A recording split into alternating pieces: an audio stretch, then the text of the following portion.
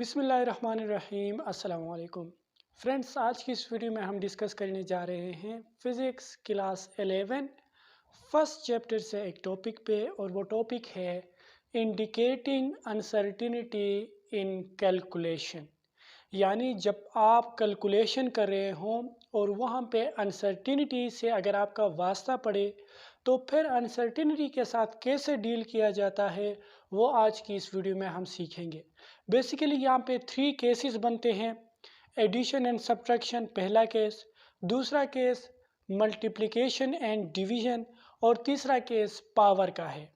तो इन तीनों केसेस का हम जो है आज स्टडी करने जा रहे हैं, और हर एक केस के साथ मैं आपको एग्जाम्पल भी प्रोवाइड करके समझाऊंगा ताकि आपको न्यूमेरिकल क्वेश्चन सॉल्व करते हुए कोई इशू ना हो।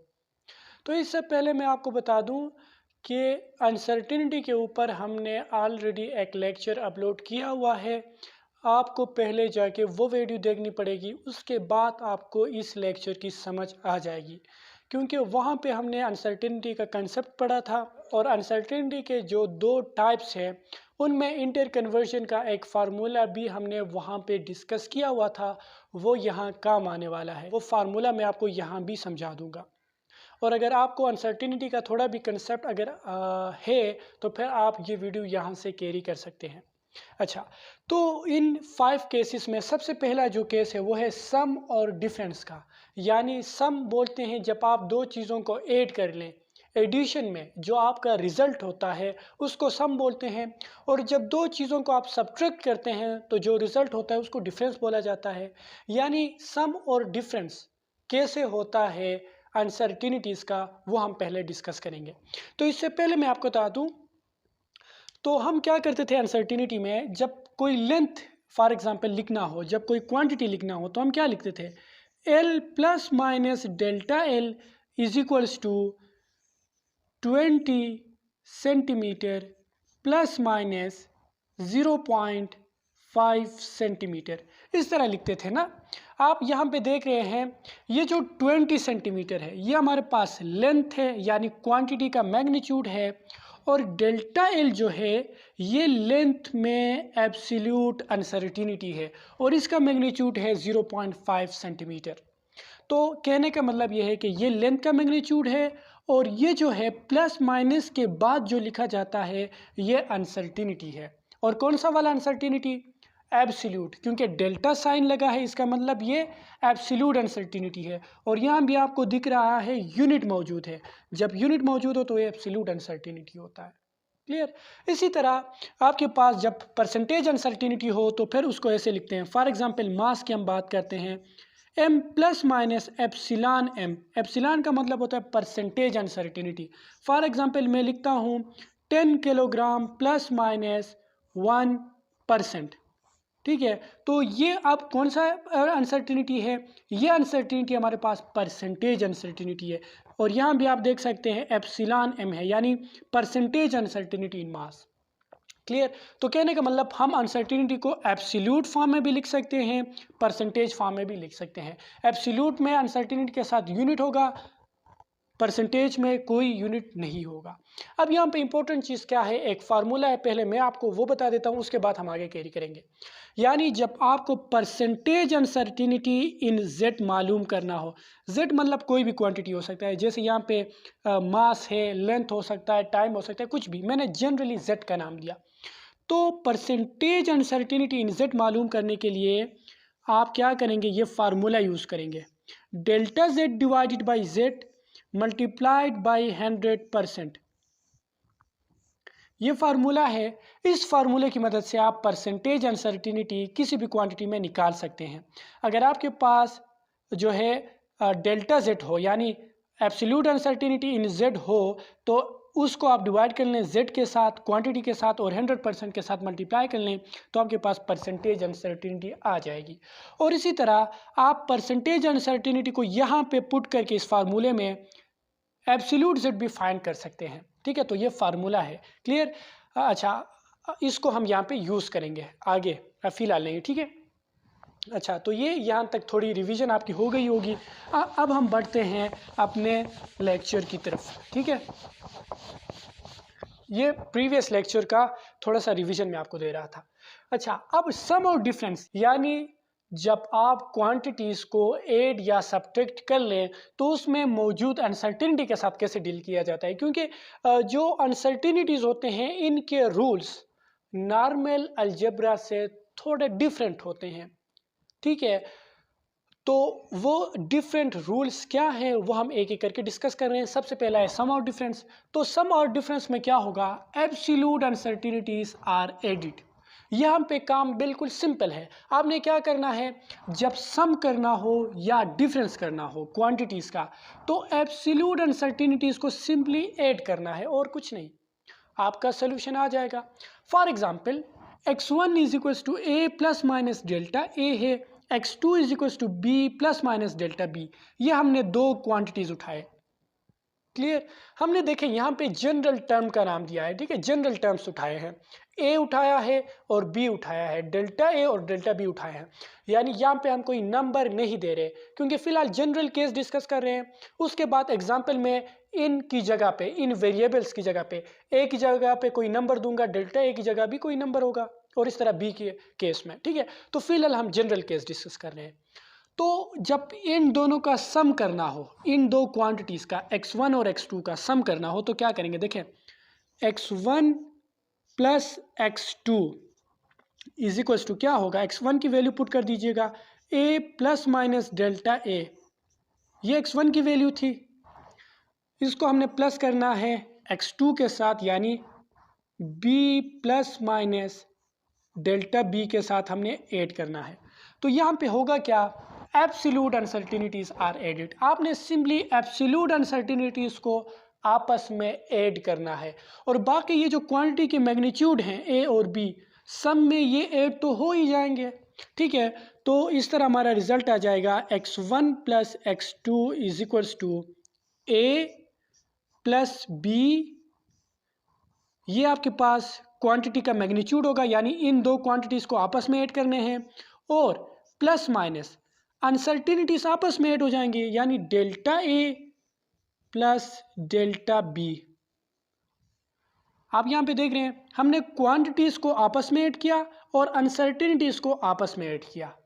ठीक है, तो ये आपका रिजल्ट है और किताब में इसको z का नाम दिया है। देखें x1 plus x2 is equals to a plus B को अगर मैं z का नाम दूं तो प्लस माइनस ये जो एब्सोल्यूट अनसर्टिनिटी ऐड हुए हैं ये फिर डेल्टा z के बराबर होंगे। ठीक है, यानी a प्लस बी को हमने जनरली z का नाम दिया। जब ये जाहिर सी बात है दो नंबर्स होंगे, नंबर्स को जमा करेंगे कोई तीसरा नंबर आएगा, उसको हम z का नाम दे रहे हैं। तो एब्सोल्यूट अनसर्टिनिटीज को भी अगर आप ऐड कर लें तो कोई आपके पास नया एब्सोल्यूट अनसर्टिनिटी आ जाएगा। क्लियर। अच्छा, डिफरेंस में भी यही होगा क्योंकि ये जो केस है एब्सोल्यूट अनसर्टिनिटीज आर एडिड, ये सम के लिए भी है, डिफरेंस के लिए भी है। अच्छा, डिफरेंस अगर हम फाइंड कर रहे हैं, let's say x1 minus x2 कर रहे हैं यानी डिफरेंस, तो क्या होगा देख लीजिएगा। x1 की वैल्यू पुट कर दीजिए a plus minus delta a, ये x1 है, माइनस x2 की वैल्यू पुट कर दीजिएगा b plus minus delta b। अच्छा, अब नेक्स्ट क्या होगा, यहाँ भी वही केस है, x1 minus x2 is equals to a minus b, यानी क्वांटिटीज़ को आपस में सब्ट्रैक्ट कर लिया और फिर एब्सोल्यूट अनसर्टिनिटीज़ को आपने वापस ऐड ही करना है, delta a plus delta b। यहाँ पे आप फ़र्क समझ लीजिएगा। देखें डिफरेंस है इसलिए हमने क्वांटिटीज़ का डिफरेंस किया, क्योंकि ये b जो है ये माइनस हो रहा था यानी x2, तो इसलिए हमने a माइनस b कर दिया क्योंकि डिफरेंस है। लेकिन यहाँ भी जो एब्सोल्यूट अनसर्टिनिटीज़ हैं वो ऐड ही हो रहे हैं, यानी डेल्टा a और डेल्टा b डिफरेंस में भी क्या होंगे, प्लस ही होंगे। ठीक है, यहाँ भी प्लस हो रहे थे, सम में भी प्लस हो रहे थे, डिफरेंस में भी प्लस हो रहे हैं। लेकिन फ़र्क क्या है, जब आप प्लस करो तो क्वांटिटी भी प्लस होंगे, डिफरेंस करो तो क्वांटिटी माइनस होंगे। लेकिन एब्सोल्यूट अनसर्टिनिटीज़ जो हैं वो दोनों में क्या हो रहे हैं, ऐड ही हो रहे हैं, क्योंकि हमने ऊपर ही लिखा था absolute uncertainties are added both in the case of sum and difference. ठीक है, दोनों में क्या होंगे, ये प्लस ही होंगे। तो हमारा फाइनल रिजल्ट जो है x1 minus x2 is equals to, इसको हम लेट से z का नाम दे रहे हैं a माइनस बी को, तो z प्लस माइनस ये हो जाएगा डेल्टा z। क्लियर? तो ये आपका फाइनल रिजल्ट है z plus minus delta z, यानी यहाँ पे हम a माइनस बी कोई जो नंबर आ रहा है उसको z का नाम दे रहे हैं। क्लियर? तो इस तरह डील किया जाता है।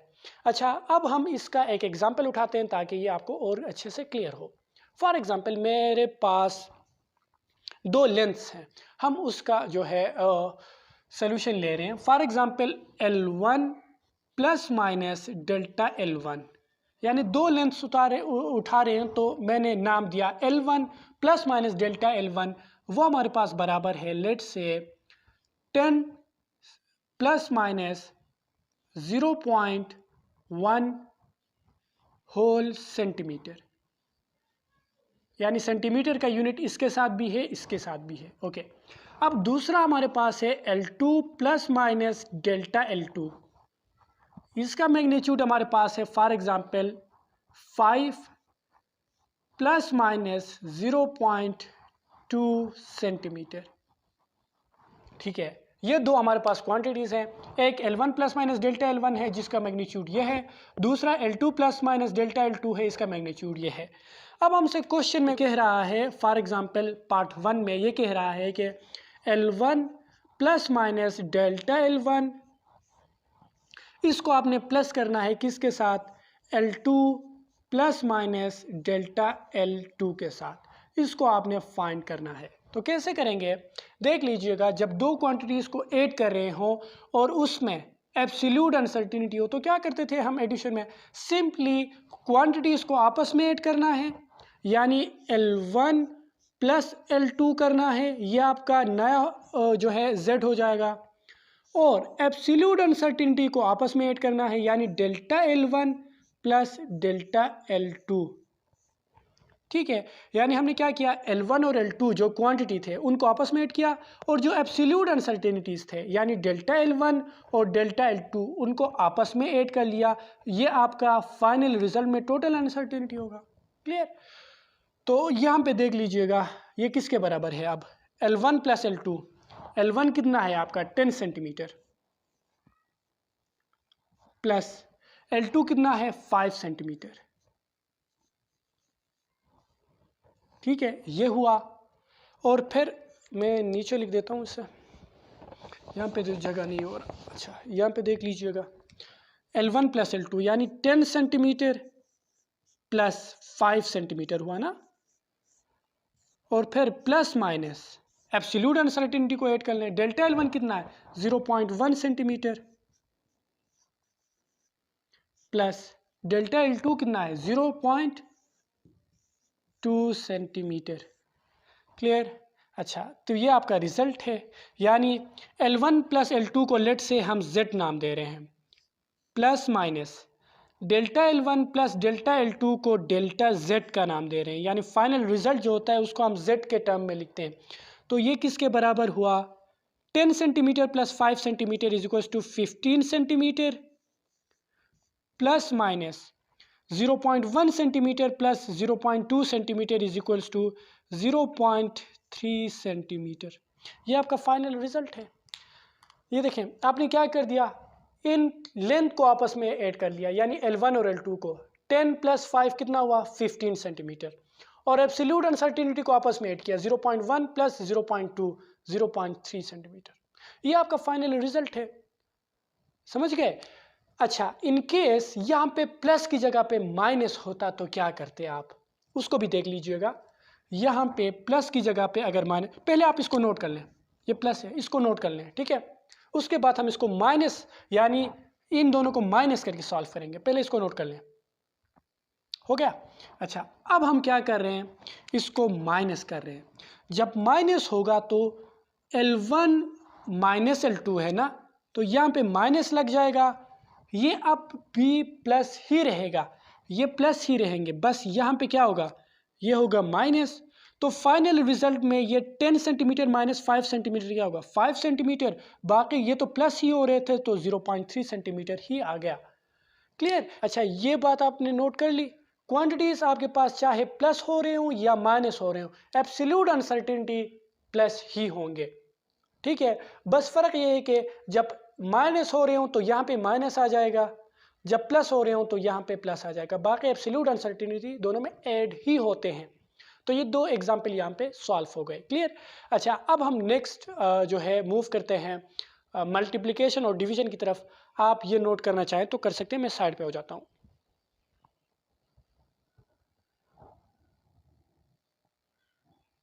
अच्छा, तो अब दूसरा केस हमारे पास है प्रोडक्ट एंड कोशिएंट का। प्रोडक्ट बोलते हैं जब आप दो चीज़ों को मल्टीप्लाई कर लें और जो रिज़ल्ट में आता है उसको, और कोशिएंट उस रिज़ल्ट को बोलते हैं जो दो चीज़ों को डिवाइड करने से आता है। यानी हम अब क्या कर रहे हैं, अनसर्टिनिटीज़ का डिवीज़न और मल्टीप्लिकेशन में किस तरह कैलकुलेशन होती है उस पर। तो सबसे पहले यहाँ पे देख लीजिएगा क्या कहता है, first convert absolute uncertainties into percentage uncertainties and at them. यहाँ पे एक स्टेप आपने एक्स्ट्रा करना है। वो क्या करना है, पहले आपने एब्सोल्यूट अनसर्टेनिटीज जो हैं उनको परसेंटेज अनसर्टेनिटी में चेंज करना पड़ेगा, उसके बाद उनको ऐड करना है। ठीक है।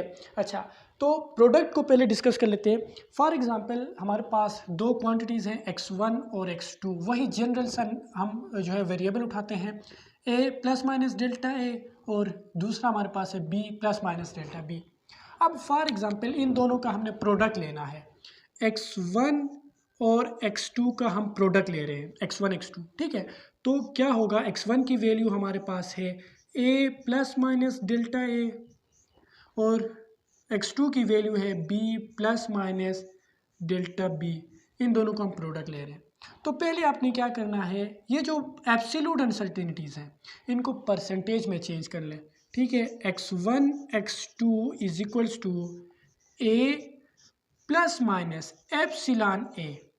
यानी आपने पहले क्या करना पड़ेगा, एब्सोल्यूट अनसर्टेनिटी को परसेंटेज में चेंज करना पड़ेगा, और इसी तरह यहाँ भी b plus minus epsilon b, इसको भी परसेंटेज में चेंज कर लें। उसके बाद क्या करना है, आपने x1 x2 is equals to a b, यानी ये जो a और b है इनको प्रोडक्ट ले लें आप, प्लस माइनस ये जो परसेंटेज अनसर्टेनिटीज है इनको आपस में ऐड कर लें, यानी epsilon a plus epsilon b। क्योंकि अब प्रोडक्ट ले रहे हैं इसलिए क्वांटिटी को आपस में प्रोडक्ट लेंगे ए और बी को, लेकिन जो परसेंटेज अनसर्टेनिटीज़ हैं उनको आपस में ऐड कर लें, और उसके बाद जो आपका फाइनल रिजल्ट होगा वो देख लीजिएगा आप यहाँ पे।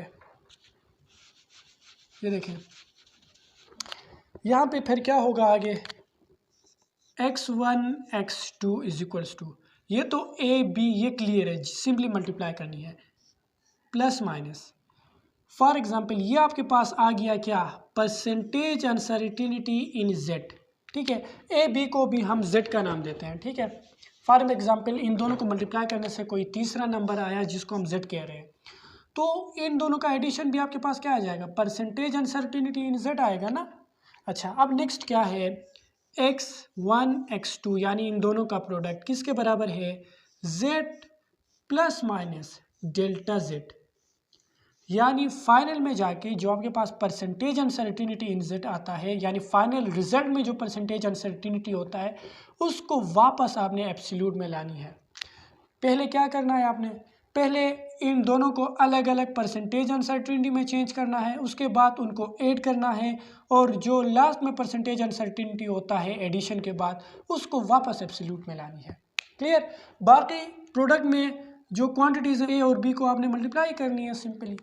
ठीक है, तो ये प्रोडक्ट के लिए रूल था। अब हम डिस्कस करते हैं कोशिएंट के लिए। ठीक है, आप इनको लिखते जाएं, ठीक है, इसलिए आपको आसानी पड़ेगी। ठीक है, इनको लिखते जाएं आप।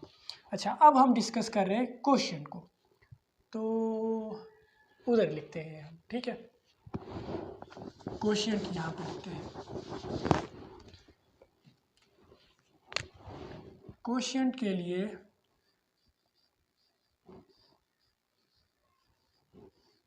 कोशिएंट यानी डिवीजन। ठीक है, फॉर एग्जांपल आपसे कहा जाए x1 और x2 को आपने डिवाइड करना है, x1 डिवाइडेड बाई x2।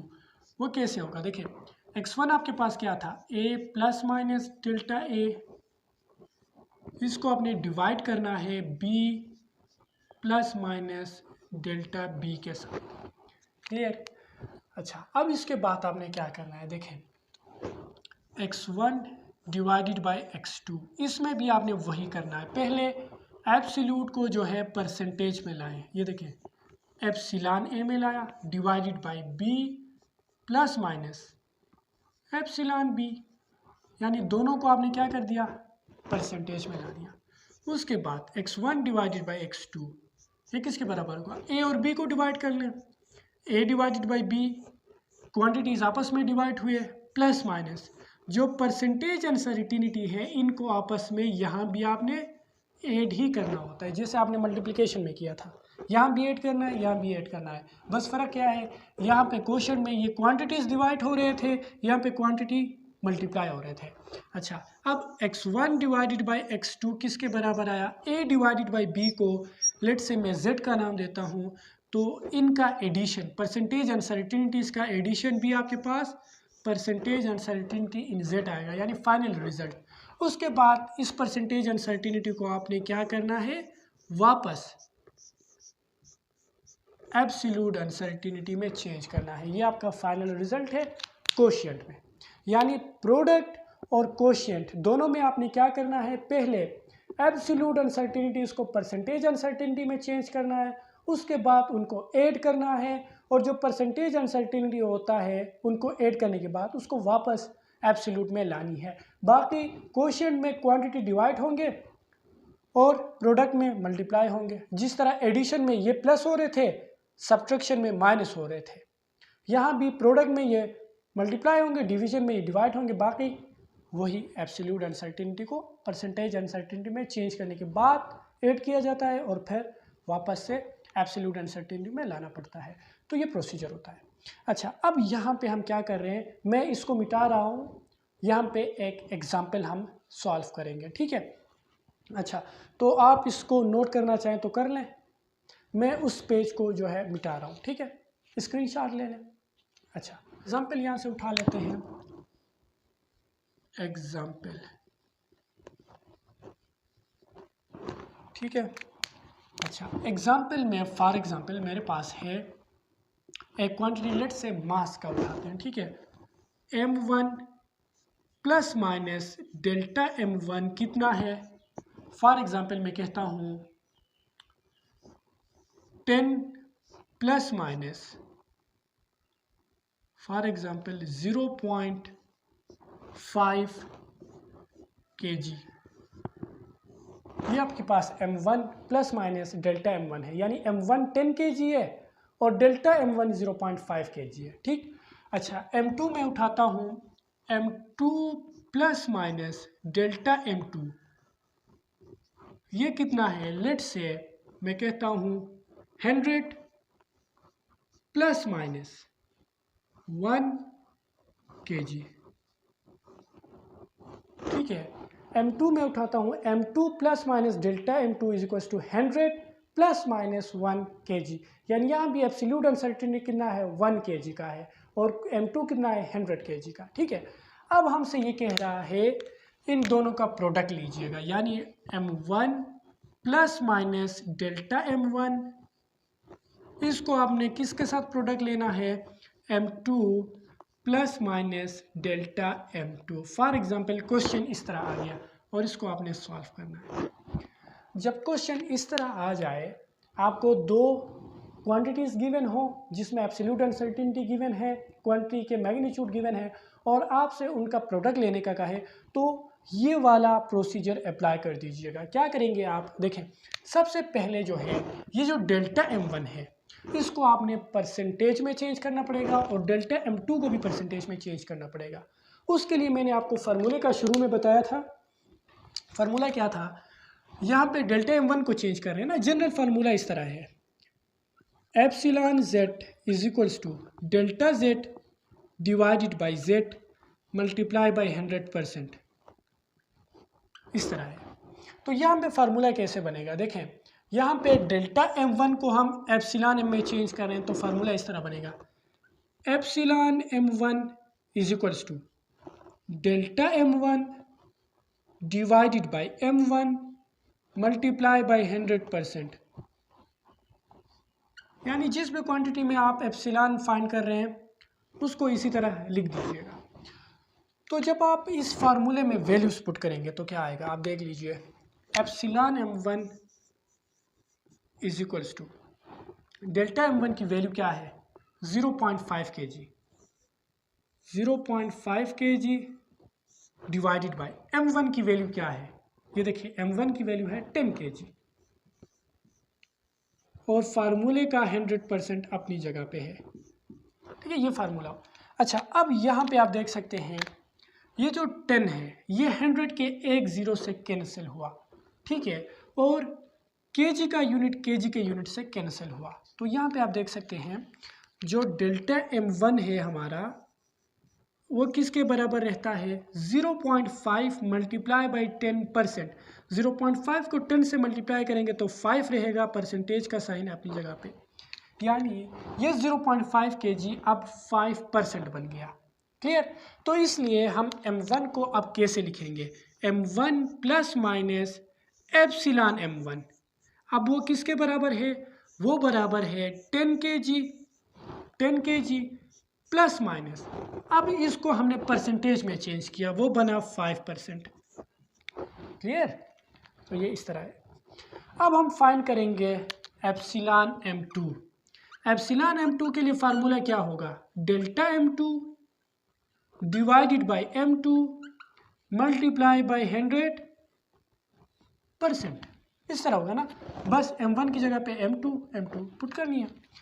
अच्छा, epsilon m2 is equals to delta m2 की वैल्यू कितना है 1 kg है, तो वो 1 kg हम यहाँ पे पुट करेंगे डिवाइडेड बाय m2 की वैल्यू कितना है, m2 की वैल्यू है 100 kg, तो ये हुआ 100 kg plus minus, sorry plus minus नहीं बल्कि मल्टीप्लाइड बाय 100%, इस तरह है ना। आप यहाँ पे देख सकते हैं 100 जो है 100 के साथ कैंसिल हुआ, केजी का यूनिट केजी के यूनिट के साथ कैंसिल हुआ। अब हमारे पास एप्सिलॉन m2 आ गई है, epsilon m2 is equals to 1 multiply by 1, ये तो ख़त्म हुआ 100 तो 1 बचा परसेंट, यानी 1% बचा हमारे पास। ठीक है, क्योंकि ये तो ख़त्म हुआ तो सिर्फ 1% बचा, यानी एप्सिलॉन m2 1% है, यानी ये जो 1 kg है वो 1% के बराबर बना। तो अब हम इसको कैसे लिखेंगे, देखें, m2 plus minus epsilon m2 is equals to कितना है 100 kg प्लस माइनस 1%। अब क्लियर हो गया, यानी हमने जो क्या बोलते हैं इसको, डेल्टा m1 और जो डेल्टा m2 हैं इनको हमने एप्सिलॉन m1 और एप्सिलॉन m2 में चेंज कर दिया, ये बना 5%, ये बना 1%। अब हमारा काम आसान है, इससे आगे कैरी करेंगे, यानी इन दोनों का अब हम मल्टीप्लिकेशन फाइंड करेंगे। ठीक है। अच्छा, मल्टीप्लिकेशन में क्या होता था, हमने क्या करना है, m1 और m2 को आपस में प्रोडक्ट लेना है, प्लस माइनस परसेंटेज अनसर्टिनिटीज को आपस में ऐड करना है, एप्सिलॉन m1 और प्लस एप्सिलॉन m2। ठीक है, यहाँ पे आप देख सकते हैं ए और बी को हम प्रोडक्ट ले रहे थे और परसेंटेज को आपस में ऐड कर रहे थे, तो यहाँ भी हमने m1 और m2 को प्रोडक्ट लिया, परसेंटेज अनसर्टिनिटी को आपस में ऐड कर लिया। अब इन दोनों का m1 और m1 आपके पास देख रहे हैं आप कितना है 10 kg है और m2 कितना है 100 kg है, इनको आपस में आपने मल्टीप्लाई करनी है, प्लस माइनस अनसर्टिनिटीज कितने आए, इसमें आया था 5%, ये आप देख रहे हैं 5%, प्लस दूसरा हमारे पास है 1%।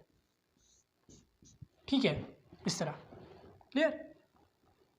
अच्छा, अब m1 और m2 को हम लेट से z का नाम दे रहे हैं और इनका जो एडिशन है परसेंटेज अनसर्टिनिटी का उसको हम एप्सिलॉन z का नाम दे रहे हैं। तो ये किसके बराबर है 10 × 100 कितना आया 1000 kg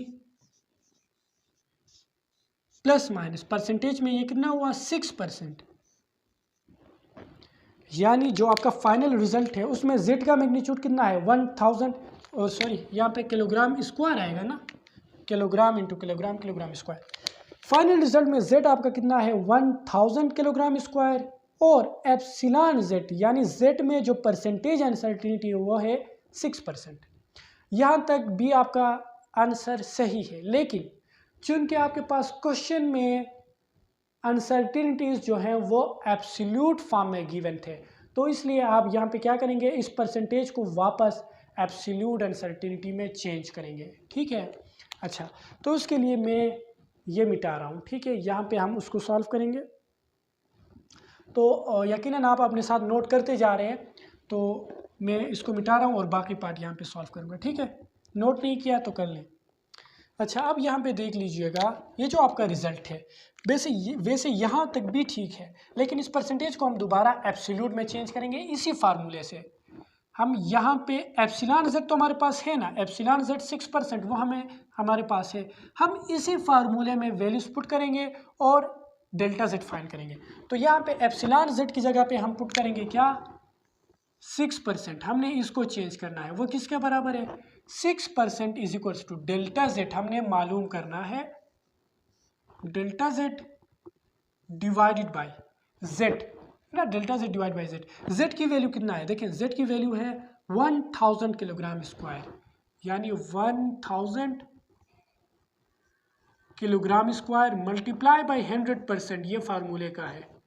ठीक है, फार्मूले का यहाँ पे कर लिया। अब इसको आपने सॉल्व करना है। अब यहाँ पे देख रहे हैं ये जो दो जीरोस हैं वो 100 के साथ कैंसिल हुए, परसेंटेज का साइन परसेंटेज के साइन के साथ कैंसिल हुआ, तो बचा क्या, आप देख सकते हैं डेल्टा जेड अपनी जगह पे है इज इक्वल्स टू, ये जो डिवीजन में 10 बचा है 10 किलोग्राम स्क्वायर, ये 6 के साथ मल्टीप्लाई हो जाएगा, यानी 6 मल्टीप्लाई बाई 10 किलोग्राम स्क्वायर, ये आपके पास डेल्टा जेड की वैल्यू है, यानी delta Z is equals to ये बना 60 किलोग्राम स्क्वायर। यानी ये जो 6% का है ना, ये 6% परसेंटेज अनसर्टिनिटी से एब्सोल्यूट अनसर्टिनिटी में चेंज होकर 60 किलोग्राम स्क्वायर बना। अब आप फाइनल रिजल्ट को इस तरह भी लिख सकते हैं z प्लस माइनस, ये देखिए z plus minus epsilon z की जगह पे अब हम लिखेंगे delta z is equals to, ये देखिए 1000 किलोग्राम स्क्वायर था, 1000 किलोग्राम स्क्वायर प्लस माइनस 6% को हमने चेंज कर दिया है डेल्टा जेड में, वो कितना बना 60 किलोग्राम स्क्वायर। ये आपका क्या हुआ फाइनल रिजल्ट। ठीक है, हमने क्या कर दिया, इन दो क्वांटिटीज़ को प्रोडक्ट लिया और ये आपका फाइनल रिजल्ट है। ठीक है, अच्छा उसके लिए मैं आपको शॉर्टली एक्सप्लेन करता हूँ कि हमने क्या किया। पहले डेल्टा M1 और डेल्टा M2 को इसी फार्मूले से हमने परसेंटेज में चेंज कर दिया, ये बना 5% और ये बना 1%, तो हमने यहाँ पे पुट कर लिया। ये देखें डेल्टा M1 की जगह पे एप्सिलॉन M1 उसकी वैल्यू आई 5% और इसी तरह डेल्टा M2 की जगह पे एप्सिलॉन M2 उसकी वैल्यू आई 1%। परसेंटेज में चेंज होने के बाद M1 और M2 को आपस में प्रोडक्ट लेना है और जो परसेंटेज अनसर्टिनिटी है उनको आपस में ऐड करना है। M1 और M2 को हमने प्रोडक्ट लिया और इनको ऐड किया, तो इन दोनों का प्रोडक्ट ये देखिए ये 10 kg का था M1 और M2 हमारे पास 100 kg का था, इन दोनों को हमने मल्टीप्लाई किया, प्रोडक्ट लिया और जो परसेंटेज अनसर्टिनिटी है उनको आपस में ऐड कर लिया, तो इन दोनों का प्रोडक्ट कितना आया 1000 किलोग्राम स्क्वायर और इन परसेंटेज अनसर्टिनिटी का एडिशन कितना आया 6%। तो M1 और M2 को हमने Z का नाम दिया और परसेंटेज अनसर्टिनिटीज़ का जो एडिशन था उनको हमने एप्सिलॉन Z का नाम दिया, तो ये आपके पास ये रिजल्ट आया। अब आपने क्या करना है, इस परसेंटेज को वापस एब्सोल्यूट में चेंज करना है, उसके लिए यही फार्मूला लगेगा।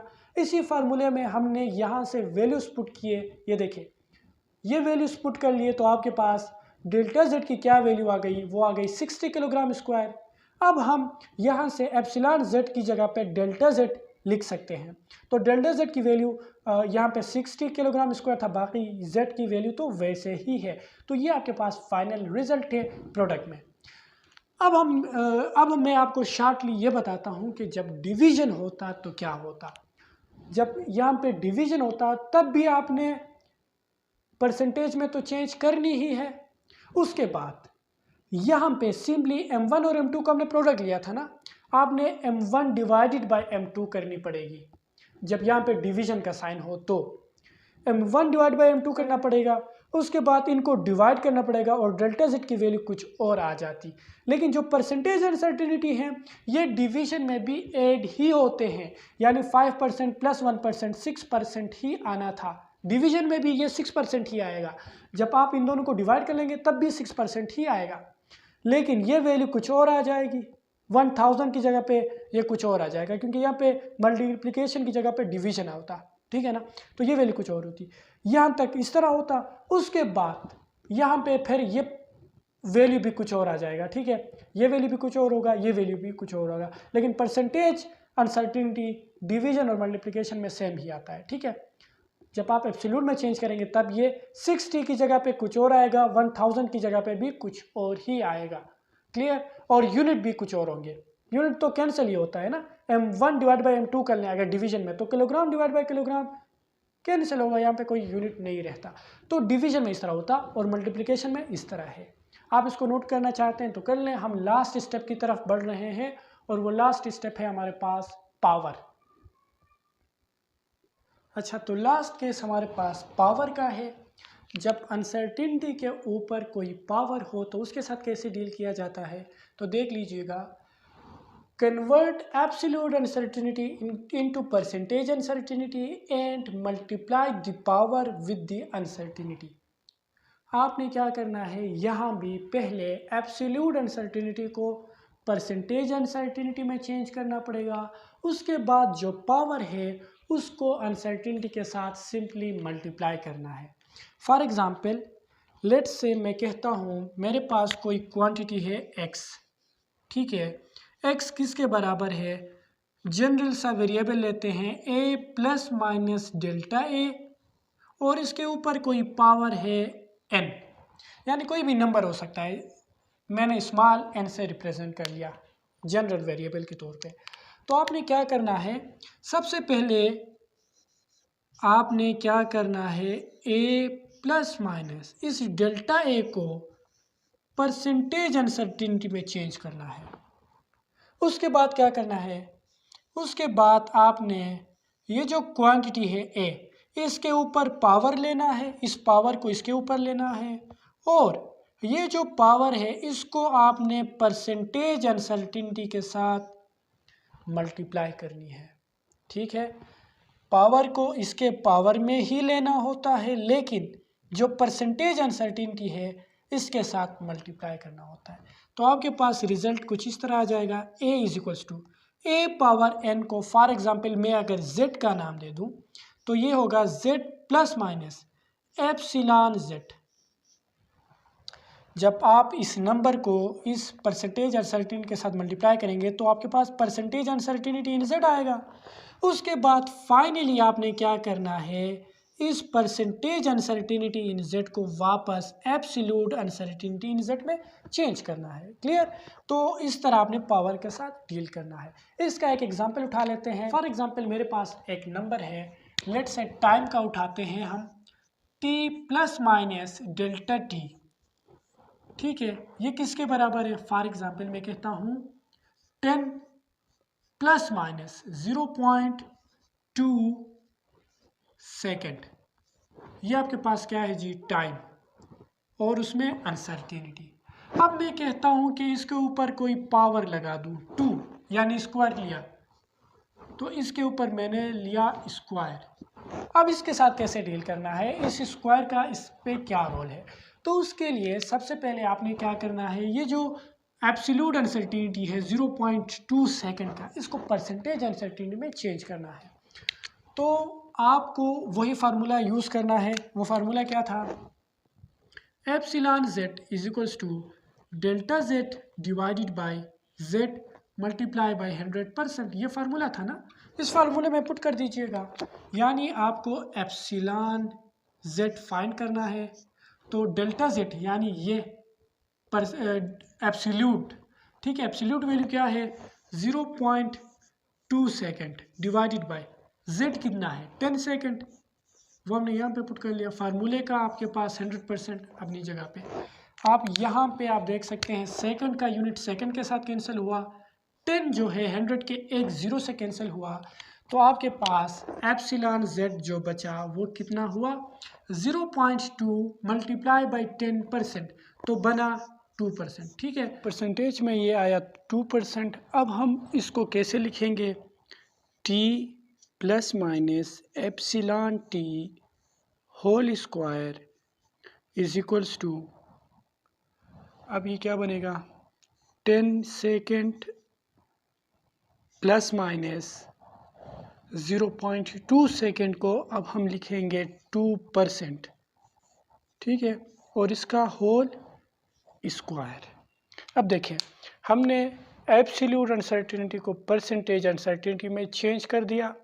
अब इसके बाद हमने क्या करना था, देखें परसेंटेज अनसर्टेनिटी में चेंज करने के बाद पावर को हम इसके साथ क्या कर रहे थे मल्टीप्लाई, इसके साथ तो पावर में ही लेना होता है, देखें ए के पावर एन ही होता है, लेकिन परसेंटेज अनसर्टेनिटी के साथ मल्टीप्लाई होता था, तो हम यहाँ पे यही करेंगे, ठीक है।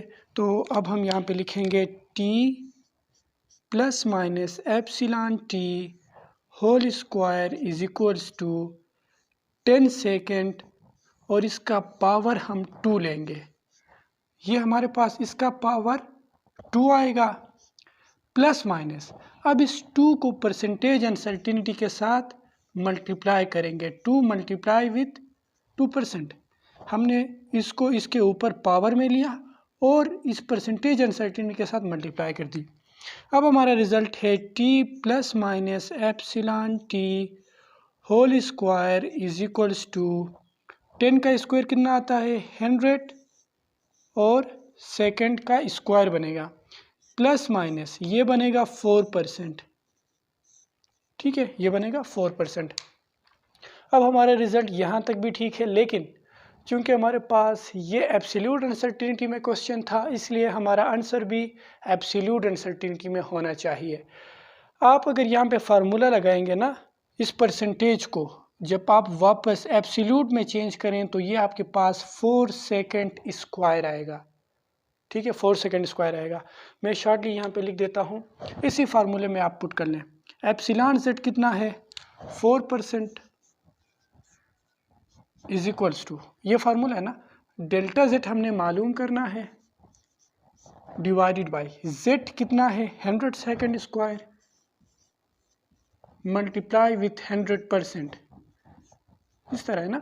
आप यहाँ से देख सकते हैं परसेंटेज के साथ कैंसिल हुआ, 100 के साथ कैंसिल हुआ, तो यहाँ से आप देख रहे हैं डेल्टा जेड जो बचा है 4 के साथ ये सेकेंड स्क्वायर इस साइड आके मल्टीप्लाई हो जाएगा, ठीक है, बाकी सारे तो कैंसिल हुए, तो डेल्टा जेड हमारे पास कितना है 4 सेकेंड स्क्वायर, यानी हमारा फाइनल रिजल्ट बनेगा T plus minus delta T whole square. हमने परसेंटेज को वापस एब्सोल्यूट में चेंज किया, वो कितना बना 100 plus minus 4 whole second square, यानी 4%, जब हमने 4% को एब्सोल्यूट में चेंज किया तो 4 सेकेंड स्क्वायर आया, तो 4 सेकेंड स्क्वायर और 100 सेकेंड स्क्वायर तो अपनी जगह पे था, तो ये हमारा फाइनल रिजल्ट है, ठीक है।